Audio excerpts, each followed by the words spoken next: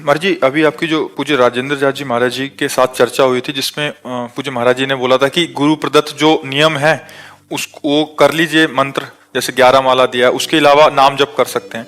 But अभी क्या साधकों को, जैसे इनको ही वो है संशय है कि महाराज जी पहले तो 11 माला से ज्यादा भी कर लेते थे, 20 कर लेते थे, अभी ऐसा मन में हो गया कि गुरु प्रदत्त 11 माला ही करनी है, उसके अलावा वहां संतों की बात को समझना चाहिए।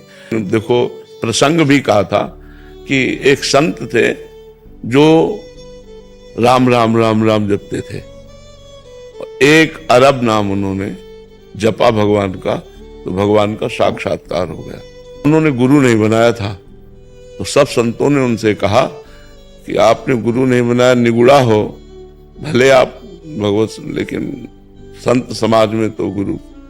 तो उस समय जिन महापुरुष का प्रकाश था उनकी शरण में गए, तो वो निम्बार्क संप्रदाय के थे, तो उन्होंने उनको मंत्र दिया। अब गोपाल मंत्र बड़ा मंत्र, अब 10वें वर्ष का अभ्यास राम राम राम राम राम राम राम राम राम।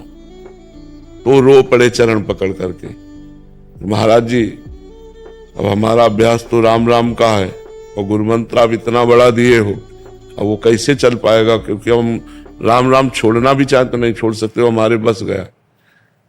तो उन्होंने कहा कि आप थोड़ा गुरु मंत्र जप लिया और फिर राम नाम जप। तो वो बात किस बात पर कही गई उसको समझना चाहिए कि उनकी राम नाम में प्रबल आसक्ति थी, तो कहा कि थोड़ा गुरु मंत्र जप लो।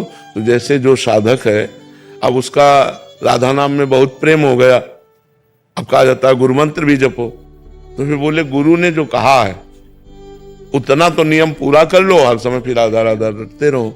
और अगर आपका हर समय गुरु मंत्र चल रहा है तो उसे रोकने की जरूरत नहीं है।